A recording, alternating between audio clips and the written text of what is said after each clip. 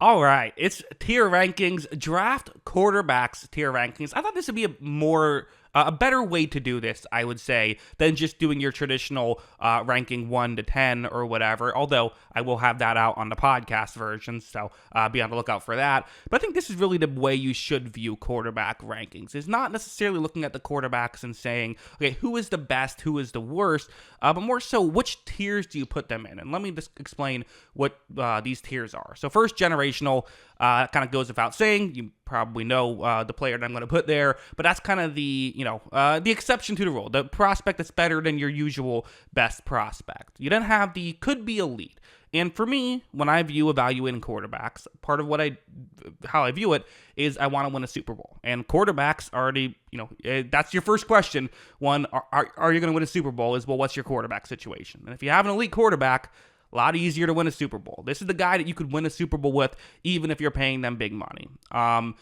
Then there is the could win with a rookie deal. So this is the guy who, maybe won't, I don't know, like Brock Purdy's easily this guy. Maybe he'll end up in the elite tier, but at least for now, he's someone who, on his rookie deal, you have a chance of winning a Super Bowl with, right? So that's the kind of the next tier.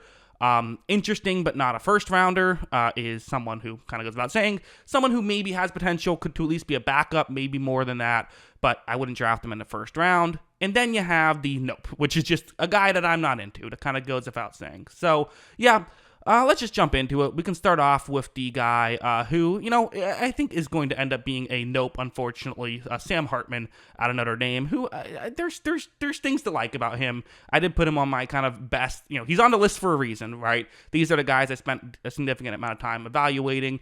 I'm just not I just don't love his arm strength personally. So I don't know. Again, pick him up as an undrafted free agent, see what he can do, but that's kind of how I view him. And same thing with Tala Tagovailoa, the brother of Tua, who's another guy, a smaller version of Tua, who I don't think makes as smart of decisions, is not someone I'm as into personally. So that's just an issue I have with him personally. But, again, like I said, pick him up as an undrafted free agent. Maybe there's something there. I wouldn't draft him, though. Next up is J.J. McCarthy, the player for the former Michigan player, won a national championship with them. I like J.J. McCarthy. I'm not quite sure I can put him in the could be elite tier right now. I think could win with a rookie deal feels more accurate, which again, there still is value in that. The way I kind of view it is if you're into generational or could be elite tier, then you should never draft a player at a different position before one of those guys. You should either draft one of those guys or trade down. So here, I think you could argue, like, if you love another prospect, you could draft them over McCarthy. There are some issues in his game, but I like him. I think he's good. Then we're going back down to, another kind of, interesting prospect, Austin Reed, who, there's things to like about him. He's on the list for a reason. I don't know if I can put him. I'm debating between interesting but not a first rounder or just nope. I think I'm probably still going to go nope, unfortunately, right now. And again, not to say that there's no redeeming traits whatsoever. Just I don't know if the redeeming traits are worth it with the negative traits with him. Jordan Travis, Florida State. Jordan Travis, another guy who is, I don't know. He's not my favorite, but I think he's better than these three. I think I'm going to put him in interesting, but not a first rounder. He is for the most part accurate. He can make some good throws. He is a good athlete. I have some issues with him, especially his throwing motions. So I wouldn't draft him in the first round, but I'd spend a draft pick on him, especially if I'm a quarterback needy team. So yeah, that's how I view him. There is also, next on my list, we have Joe Milton, Tennessee, who is another interesting but not a first rounder. Again, there are issues in his game. He's an older prospect. Don't love his throwing motion. It's some of the fundamentals in general I don't love. But again, he's a guy who's 6'5", great athlete, can throw the ball a long way, even if he does put too much air under it. There's really, the physical traits are all there. He's interesting enough to, I think, draft. I just wouldn't draft him, wouldn't draft him too high, I would say. And, Spencer Rattler, I think, I would put him above These aren't in any order, but I'll put him as kind of the best, interesting, but not a first rounder guy for me personally. I do think there are some really positive traits of him. I thought he did run the offense in South Carolina pretty well. Again, he'll make some poor decisions. We have seen the low lows with Rattler. We all know he doesn't have the biggest arm, but the positives are enough for me to put him in the interesting, but not a first rounder. Let's get back to some of the, more hyped up prospects, the guys who people are talking about in the first round. Michael Penix Jr. is the next guy who, again, he's my guy, I guess. I really like Michael Penix Jr. Now, is he in the could be elite tier? I don't know. Maybe. He might be. I really like him. Sure, why not? Let's just put him in this tier for now. If this is me, I know a lot of people disagree. And listen, I'm not saying he's a perfect prospect because no one's a perfect prospect. This is all projection. This is all educated guesses, right? I just think the positives are there. I think he can time these deep passes really well. I think he can move really well. He is very fast. I think he can be great in the pocket at times. The injuries are concerning. The fact that he really struggles with pressure up the middle, it's concerning. And the fact that he will miss some deep balls is concerning. And the fact that he's a lefty, that's just not. You never want to have a lefty. You just don't. But I think the positives are there. I'm a really big fan of his game. I'm not saying he's going to be elite, but I can see it. So that's why I'm putting him in that tier, which, again, I know everyone will disagree with, but that's fine. We can disagree. That's part of the fun of this. Jaden Daniels, I'm not quite as big of a fan of Daniels as some other people are. There's things I like. He is a great athlete, absolutely. He can do the break tackles thing. He can't, I think he does have good arm strength. I think there's people with better arm talent in this situation, but I think he's still pretty good. I have issues with him. I made a film study where I brought up my issues with him. I think that, kind of real quick, I think he holds onto the ball for too long, takes way too many hits. I think he's going to get injured a good amount due to his play style, not necessarily his frame, even though his frame isn't exactly huge, which is also concerning. I think he makes some weird reads as well. Bit of an older prospect compared to some of the other younger guys.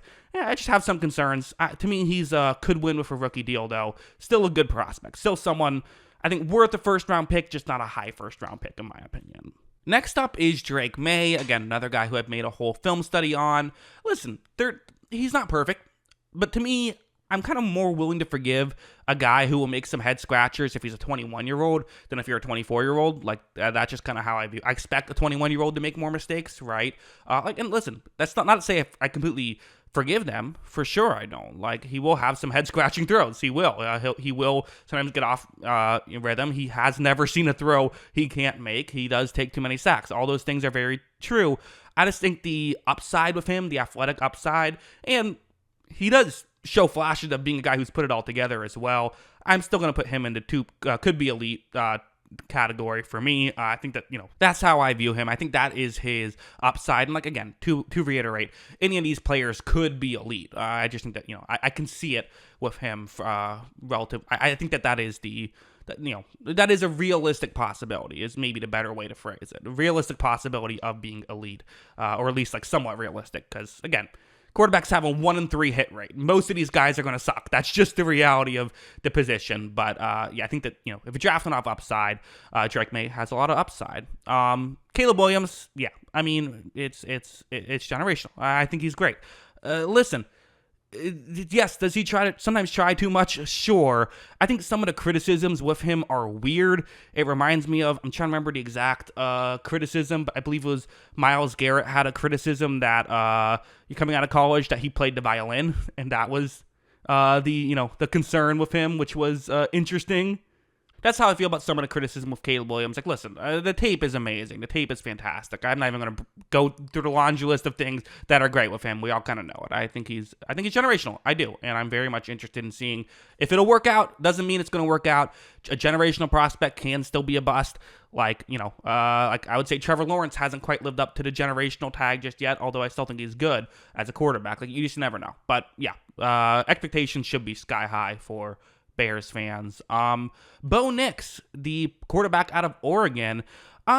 there's been some criticism of his arm strength. I think his arm is fine. He's definitely mobile, definitely can do a great job when plays break down, of making stuff happen, and is just a smart player. Again, 24, so I would kind of expect more out of a 24-year-old prospect than a 21-year-old prospect, but even with that context, he is smarter than your average 24-year-old prospect. I do have in my notes, like, is he a buff Gardner Minshew? Maybe. There is that, like, that could be kind of how he ends up being, because there is some bad footwork, and like I said, the older aspect is still a little concerning, but I think he does what you would want a 24-year-old prospect to do. It's just the fact that it kind of took him a while to get going. It's the Kenny Pickett thing, right? Kenny Pickett kind of slowly gets better each year he's in college, and is an old prospect when he gets drafted. But then it's kind of this. Well, no, he mastered the college offense. Is that the case of Bo Nix? Maybe. He's going to be a could win with a rookie deal type guy for me. So that's kind of how I view him. And then finishing it off with the guy we're all here to talk about, Michael Pratt. I mean, this is the headliner. I should have planned this out ahead of time and not started the video with like 5 guys who weren't going to get drafted and end the video with a guy who's going to be a third rounder or whatever. But that's kind of how I do things here. Michael Pratt is, I like him. I do like him. I think he's a smart player. I think that he can run an offense well. Don't love his arm talent. Don't think he's a first rounder, but he is in an interesting but not a first rounder tier for me. So yeah, that is my tier list. I do have 6 players who I think could win a Super Bowl in the right circumstance. I think that there's 3 players who I think could be elite guys, could be guys who could win a Super Bowl if they were getting paid big money, like that kind of caliber of player. And I still think there's 4 other guys who I would draft at a certain point, whether it's with a 7th round pick or a 3rd round pick, maybe even. And even the Nopes, I'm not like they're worthless, don't draft them. I'm just saying I probably wouldn't, because I don't love their negatives, but maybe people disagree. So either way, yeah, great quarterback situation. Should be a lot of fun. That's what I think. What do you think? Let me know in the comments below. Always love hearing from y'all. And of course, as always, thanks for watching.